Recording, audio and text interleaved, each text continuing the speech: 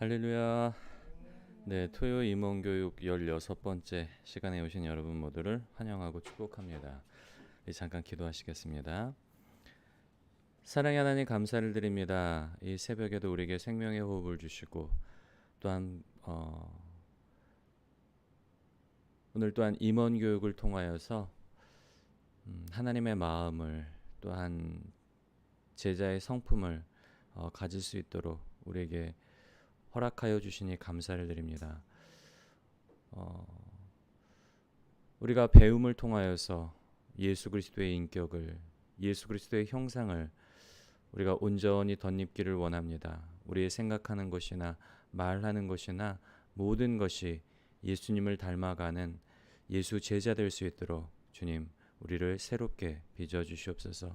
오늘도 함께 하시는 하나님 감사를 드리며 이 모든 말씀 우리 주 예수님의 이름으로 감사하며 기도드렸습니다. 아멘. 네, 오늘 우리에게 주신 하나님의 말씀은 마태복음 7장 21절에서 23절의 말씀입니다. 마태복음 7장 21절에서 23절의 말씀입니다.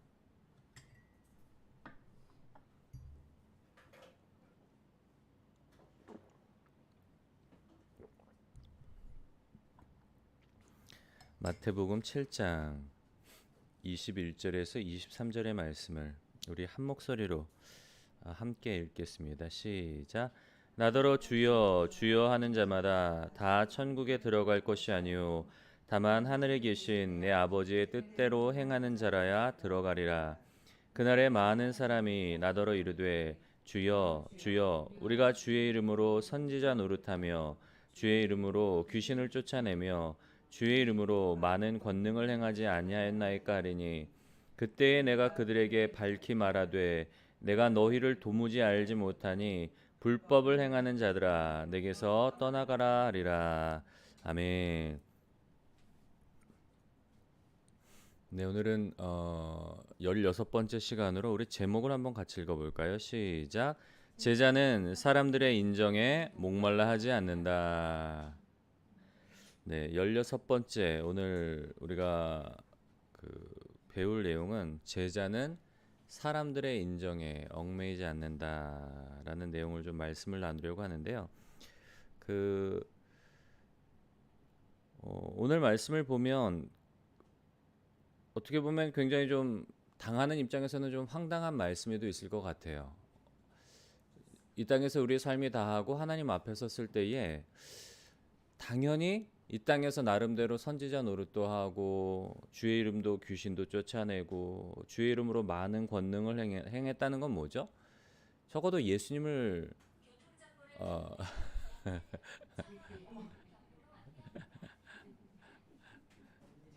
아니요, 네, 천국 가는 또 내비게이션을 또 그랬단 말이에요. 예수님을 나름대로 알고 있는 사람들인데 그 천국 문 앞에서 자기는 당연히 하늘나라 들어갈 거라고 생각을 했는데 아버지 하나님 뜻대로 하지 않고는 그 누구도 천국에 들어갈 수 없다고. 주여 주여 하는 자마다 천국에 가는 것이 아니라 아버지 하나님 뜻대로 하지 않고는 천국에 들어갈 자가 없다고. 그러면서 예수님께서 천국에 너희는 적합하지 않다고 말씀을 하시는 거잖아요. 그러니까 이 사람들은 항변을 하는 거. 주여 우리 억울합니다. 적어도 우리가 세상을 살아갈 때 주의 이름으로 귀신도 쫓아내고 선지자 노릇도 하고 주의 이름으로 많은 권능을 행했는데 억울합니다. 그때 예수님이 그러신 거예요. 나는 너를 도무지 알지 못한다.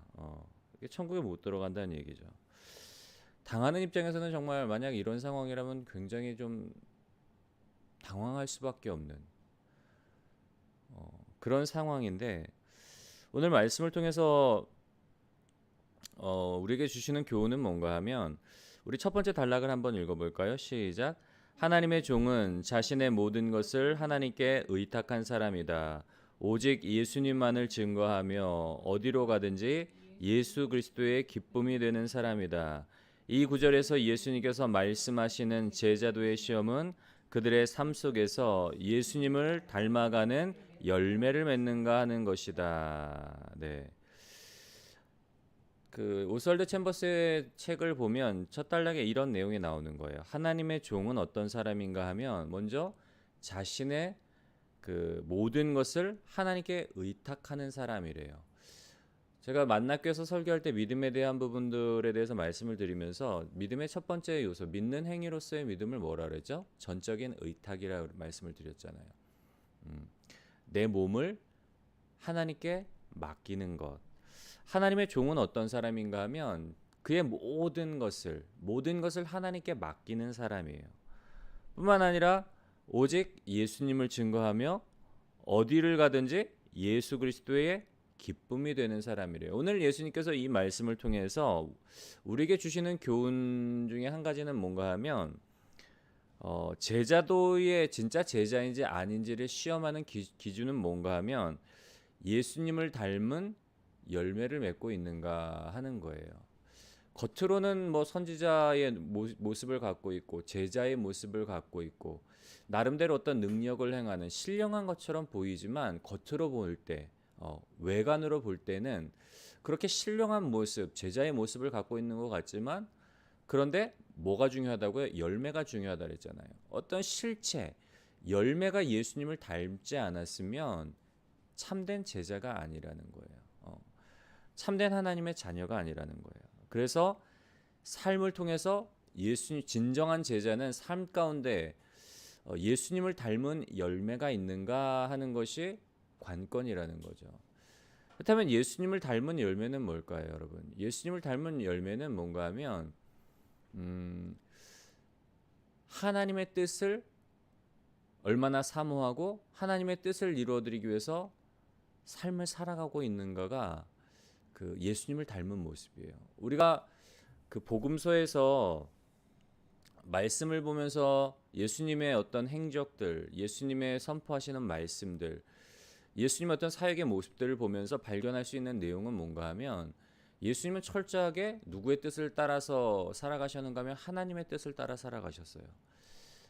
이 땅에 오시기 전부터 영원 전부터 성부 하나님, 성자 하나님, 성령 하나님이 사랑의 교제 속에 완벽한 사랑의 교제 속에 있으셨을 뿐만 아니라 우리와 같이 육신을 입고 이 땅에 내려오셨을 때에도 어떤 상황, 어떠한 순간에도 늘 하나님의 뜻을 구하셨어요. 새벽 미명에 일찍 일어나서 기도하러 가시고 순간순간 내 양식은 아버지께서 나를 보내서 이루는 그 하라고 하신 그 일을 이루는 것이 내 양식이다.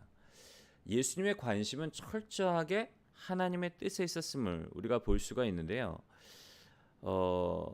예수님께서는 삶을 통해서 우리에게 아버지의 뜻을 이루어드리는 그 삶이 어떤 삶인가를 우리에게 모범으로 보여주신 거예요. 순종을 통해서 그리고 철저하게 하나님의 뜻을 구하는 모습을 통해서 우리에게 하나님의 뜻을 이루어드리는 어떤 삶의 모범. 마지막 순간, 마지막 십자가 앞에서도 굉장히 좀 고통스러워하시잖아요. 아버지여, 할 수 있거든 이 잔을 내게서 돌리시옵소서. 그러나 내 원대로 마시고 누구의 뜻대로 되기를 원하나이다. 아버지의 뜻대로 되기를 원하나이다. 철저하게 마지막 그 십자가 앞에서도 인간적으로 얼마나 두려우시겠어요. 그럼에도 불구하고 할 수만 있거든 이 잔을, 이 고난의 잔, 이 죽음의 잔을 내게서 좀 비껴나가게 했으면 하는 마음이 있지만 그러나 그 또한 내 뜻이 아닌 아버지 뜻대로 되기를 원하나이다. 순종하겠다는 거예요. 철저하게 예수님은 이 땅에서 하나님의 뜻에 순종하시고 그 뜻을 따라 살아가는 모범을 우리에게 보여주신 거예요. 그래서 우리가 참된 제자인가를 좀 구분할 수 있는 기준은 뭐라고요? 예수님을 닮은 열매. 그 열매는 뭔가 하면 하나님의 뜻. 나더러 주여 주여 하는 자마다 천국에 들어갈 것이 아니라 아버지의 뜻대로 하지 않고는 결단코 천국에 들어갈 자가 없느니라. 그래서 성령은 우리가 외적으로 보여지는 실체, 오늘 세 부류의 사람이 나오죠. 선지자 노릇했던 사람들, 예수 이름으로 귀신을 쫓아냈던 사람들, 예수 이름으로 많은 능력을 행했던 사람들. 이 사람들이 외적으로 볼 때는 제자 같고 선지자 같고 뭐 신령한 사람들 같아요. 그러나 삶 가운데서 그 열매가 없기 때문에 진짜 예수님의 어떤 닮은 모습이 없기 때문에 열매가 없기 때문에 천국에 부적합한 자로 이렇게 판정을 받았는데 근데 성령은 어떤 일을 하시는가 하면 외적으로 보여지는 것과 우리의 실체가 우리 안에서 하나가 되도록 일하시는 분이 성령님이라는 거예요. 성령님께서는 하나님의 종들이 선포하는 내용을 가지고 사람들에게 역사하셔서 그 말씀대로 주의 종들이 선포하는 그 말씀대로 하나님의 제자는 이런 사람입니다. 하나님의 나라는 이런 사람에게 유업으로 주어집니다.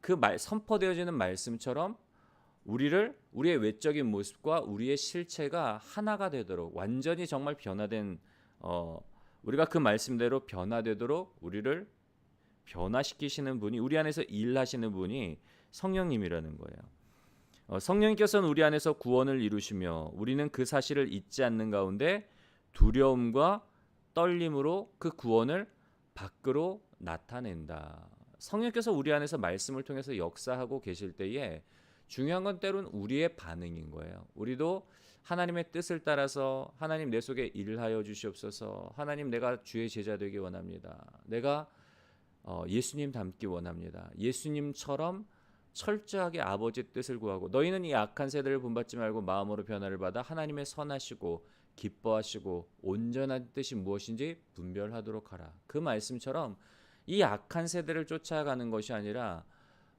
마음으로 변화를 받아 내가 하나님의 선하시고 기뻐하시고 온전하신 뜻이 무엇인지 분별해서 그 뜻대로 살아가기 원합니다. 순종하는, 자원하는, 두렵고 떨림으로 우리의 구원을 나타낼 때에 비로소 그 구원이 이제 온전한 삶을 이루는 삶을 살아가게 됩니다. 그 밑에 보면 만일 우리가 하나님을 불순종하는 것이 불가능하다면 우리의 순종은 아무런 가치가 없을 것이다 라고 그렇게 기록을 했는데요. 우리가 불순종하는 것이 불가능하다는 것, 그러면 뭐 할 수밖에 없다는 거죠? 순종할 수밖에 없다는 거예요. 우리가 불순종하는 것이 불가능하다면 우리의 순종은 아무런 가치가 없다는 거예요. 왜냐하면 이거는 뭐 기계적으로 그냥 거의 순종할 수밖에 없는 세팅이기 때문에 그런 순종은 사실 아무런 가치가 없는 거예요. 우리가 순종이 가치가 있는 이유는 뭔가 하면 얼마든지 우리가 불순종할 수 있는 여지가 있기 때문에 불순종을 선택하지 아니하고 순종을 선택했기 때문에 그 순종이 가치가 있는 거란 말이에요. 우리가 구원을 받으면 죄를 지을 수 없다. 뭐 구원의 완전성이라 될까요? 뭐 그런 구원을 받은 후에는 죄를 지을 수 없다고 한다면 이거는 이 말은 거짓말이라는 거. 사실 우리가 구원받은 이후에도 얼마든지 범죄하잖아요. 우리는 연약하기 때문에 옛사람의 어떤 그 경향성들이 습관들이 우리 안에 아직 몸에 남아 있기 때문에 구원받은 이후에도 범죄할 수 있고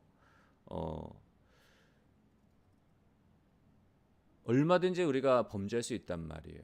그런데 구원받은 순간 우리에게 무엇이 주어지는가 하면 새로운 유전 형질, 예수 그리스도의 그 유전 형질을 우리가 물려받게 될 뿐만 아니라 그로 인해서 우리는 죄를 짓지 않을 가능성을 또한 얻게 되는 거예요. 이전까지만 해도 우리가 구원받기 이전까지만 해도 전적으로 타락하고 전적으로 부패해서 하나님의 의에 하나님의 그 기준에 일치할 수 없는 날 때부터 죄인이었고 날 때부터 전적으로 부패하고 타락해서 전적으로 무능하고 전적으로 이 타락한 인간이었기 때문에 하나님의 의의 기준에 이룰 수 없었어요. 그러나 예수 그리스도를 구주로 고백하는 순간 우리의 속사람이 변화되고 우리가 새로운 피조물이 되었기 때문에 이제는 순종할 수 있는 그런 가능성을 우리가 죄짓지 않고 살아갈 수 있는 그런 가능성을 갖게 됐단 말이에요.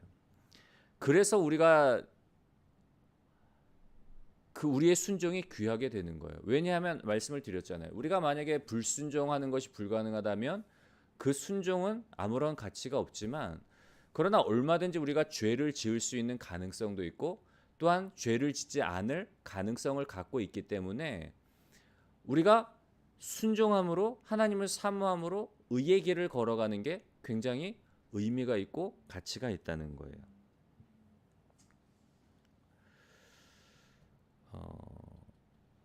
그 사람들의 인정이라는 부분을 보면 나더러 주여 주여 하는 자마다 다 천국에 들어갈 것이 아니오 다만 하늘에 계신 내 아버지의 뜻대로 행하는 자라야 들어가리라. 그 말씀을 이제 해석을 하고 있는데요. 그 사람들은 본성적으로 감투를 좋아해요. 감투, 어떤 자리, 어떤 직분, 뭐 자리를 싫어하는 사람은 없잖아요. 뭐 아예 싫어하는 사람도 있을 것 같아요. 저 같은 경우에는 그런 거 되게 싫어하거든요. 사실 뭐 어떤 장이 되는 거, 뭐 반장, 뭐 회장, 저는 되게 부담스러워요, 솔직히. 그런 자리가 그냥 뒤에서 그냥 서포트하는 역할이 저한테 편하지. 저는 개인적으로 앞에 나가서 막 이렇게 뭐 뭘 감투 쓰는 걸 저는 솔직히 정말 부담스러워하는데, 근데 대다수의 사람들은 감투를 좋아해요. 그런데 어떤 사람의 신분은 실체가 아니라 모조품일 수 있다는 거예요. 아까 말씀드린 이 세 부류의 사람들, 겉으로는 제자 같고 겉으로는 선지자 같고 겉으로는 존경받는 뭐 신령한 사람 같지만, 근데 중요한 건 그들의 어떤 외적으로 보여지는 이 신분, 외적으로 보여지는 모습과 실체가 다를 수 있다는 거예요. 모조품일 수 있다는 거예요. 진짜가 아니라, 진짜 제자가 아니라 겉으로만 무늬만 그럴싸한 모조품일 수 있다는 거예요. 예수님께서는 증명하다라는 단어를 사용한 적이 없으시대요. 예수님께서는 언제나 고백하다라는 단어를 사용하셨는데, 누구든지 하나님 앞에서 나를 시인하면 나도 하나님 앞에서 그를 시인하리라. 누구든지 나를 사람들과 하나님 앞에서 시인하면 나도 하나님과 사람들 앞에서 그를 하나님의 자녀로 시인하리라. 증명하다가 아니라 고백하면. 근데 이 고백하다라는 게 예수님께서 말씀하시는 그 선은 무언가 하면 하나님의 뜻을 행함으로 그 마음 속에 있는 것을 시인하는 것이 예수님이 인정하시는 선이고 의로움이라는 거예요. 우리가 하나님의 뜻을 행함으로, 누구든지 아버지의 뜻대로 하지 않고는 결단코 천국에 들어갈 자가 없느니라. 아버지의 뜻을 행한다는 건 다른 말로 무언가 하면 예수 그리스도를 내가 그리스도로 시인하는 거래요. 예수 그리스도를 시인한다는 게 단순히 입술로만 고백하고 입술로만 주는 그리스도시요 살아계신 하나님의 아들입니다. 나더러 주여 주여 하는 자마다 천국에 들어갈 것이 아니라, 입술로만 예수님이 그리스도라고 시인하는 게 그 진짜 시인이 아니라 뭐라고요? 아버지의 뜻대로 살아가는 것, 삶을 통해서 아버지의 뜻을 따라 살아가는 게 진짜로 예수 그리스도가 구주 되심을 시인하는 그 삶의 고백이라는 거죠.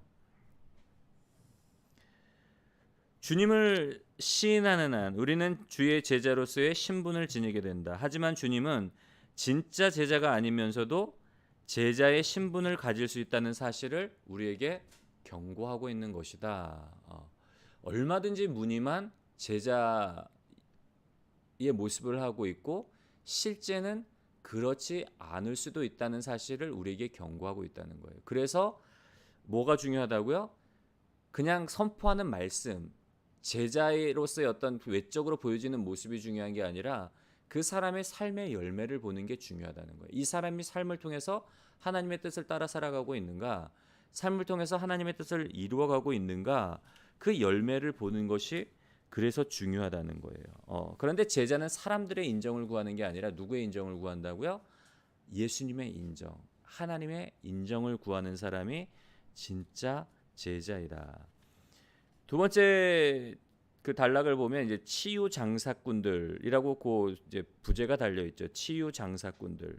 다른 말로 하면은 능력 행하는 자들이에요. 그날에 많은 사람이 나더러 이르되 주여 주여 우리가 주의 이름으로 선지자 노릇하며 주의 이름으로 귀신을 쫓아내며 주의 이름으로 많은 권능을 행치 아니하였나이까 하리니. 만일 어떤 사람들이 귀신을 쫓아낼 수 있고 많은 권능을 행할 수 있다면 분명히 그들은 하나님의 종이 아닐까? 우리는 그렇게 생각할 수 있다는 거예요. 어떤 사람이 뭐 신유의 은사도 있고 정말 예수의 이름으로 귀신을 쫓아낸다, 그런 모습을 보면 어떤 생각을 하는가 하면 야, 저 사람은 진짜 주의 종이다. 저 사람은 진짜 하나님의 사람이다. 그렇게 생각할 수 있다는 거예요. 근데 예수님은 뭐라고요? 전혀 그렇지 않다는 거예요. 아무리 우리의 삶 가운데서 기적을 행하고 능력이 나타난다고 할지라도 뭐가 없으면 삶 가운데서 아버지의 뜻을 따르지 않으면 삶을 통해서 예수 그리스도의 구주 되심을 고백하지 않으면 제자가 아니라는 거예요. 하나님의 사람이 아니라는 거예요. 이 말씀에서 우리 주님은 자신들은 주님께 충성하지 않으면서 사회의 악들을 치유하기 위해 주님의 말씀과 능력을 이용하는 자들에 대해서 경고하고 계신 것이다. 주님께 충성하지 않으면서 어떤 사적인 이득이겠죠. 그러니까 하나님께 영광 돌려드리는 게 아니라 실제로는 내 영광, 내 능력으로 마치 이거를 고치는 것처럼, 내 능력으로 기적이 일어나는 것처럼, 겉으로는 근데 경건한 척하죠. 실제로 예수의 이름을 통해서 기적을 나타내기도 하지만, 근데 중요한 건 뭐라고요? 이들의 삶 가운데는 예수님을 시인하는 그 고백과 예수님을 시인하는 하나님의 뜻을 따라 살아가는 삶의 열매가 없다는 거예요. 그래서 누가복음 10장 20절의 말씀에 보면 제자들에게 이제 예수 이름의 권세를 가지고 귀신을 쫓아내고 병 고칠 능력들을 주셔서 원근 각처로 보내시고 제자들이 이제 고무대에서 돌아오잖아요. 주여, 정말 주의 이름으로 귀신들이 쫓겨나가고 주의 이름으로 병든 자가 고침을 받고 우리가 주의 복음을 전할 때에 놀라운 기적과 놀라운 능력이 나타나더이다. 막 신나서 돌아온 제자들에게 예수님이 뭐라고 말씀하시는가 하면 귀신들이 순복한다고 좋아하지 말고 너희의 이름이 그 생명책에 기록되어진 것을 생명책에 기록되어진 것을 그것으로 인해서 기뻐하라고 말씀을 하시는 거예요. 우리가 주님과의 바른 관계에 있는 것으로 기뻐하라는 거예요. 어떤 삶 가운데 능력이 나타나고 귀신들이 벌벌 떨고 그런 어떤 외적인 모습으로 인해서 기뻐하는 것이 아니라 우리가 진정으로 기뻐해야 될 건 하나님과의 관계에 있고 우리가 예수 안에 있다는 것, 우리가 예수 안에서 하나님의 자녀가 되고 우리가 생명 안에 있다는 것을 기뻐하라는 거예요. 그때 내가 그들에게 밝히 말하되 내가 너희를 도무지 알지 못하노니 불법을 행하는 자들아 내게서 멀리 떠나가라 하리라. 여기서 불법을 행하는 자들이란 법을 행하는 자들에게서 벗어난 자들이다. 이들은 성경 주석가들, 성경 예언자들, 기적을 행하는 자들로서 이들은 하나님의 말씀을 변형시켜서 전혀 다른 것으로 만드는 사람들이다. 이런 사람들을 경계해야 된다는 얘기고요. 내게서 떠나가라는 말씀은 인간의 영혼에게 주께서 던질 수 있는 가장 무서운 심판이며 그들을 따로 분리시키고 정죄하시는 말씀이다. 내게서 떠나가라. 제일 무서운 심판이에요, 진짜. 하나님의 마지막 심판대 앞에서 당연히 우리는 천국 갈 거라고 생각을 했는데 내가 너희를 도무지 알지 못한다. 불법을 행하는 자들아. 하나님의 말씀을 변개시키고 인간의 도리로 만드는 사람들, 많은 사람들을 미혹해하는 사람들, 내게서 떠나가라는 거예요.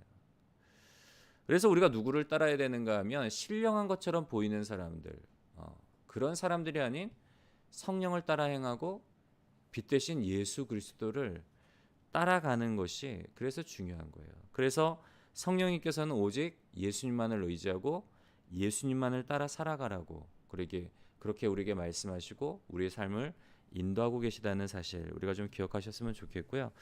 늘 우리의 삶을 성령 안에서 우리가 좀 점검해 봤으면 좋겠습니다. 우리가 경건의 모양만을 갖고 있는 그리스도는 아닌지, 우리가 삶 가운데서 정말 하나님의 뜻을 생각하며 그 뜻을 살아가고 있는지, 하나님의 뜻을 살아가는 것 자체가 우리가 예수 그리스도를 구주로 시인하는 일이라는 거예요. 진짜 제자는 사람들의 인정을 구하는 것이 아니라 하나님의 인정을 구하는 그런 사람이다라는 그 사실을 오늘 우리가 좀 기억해 주셨으면 좋겠고요. 말씀을 생각하면 우리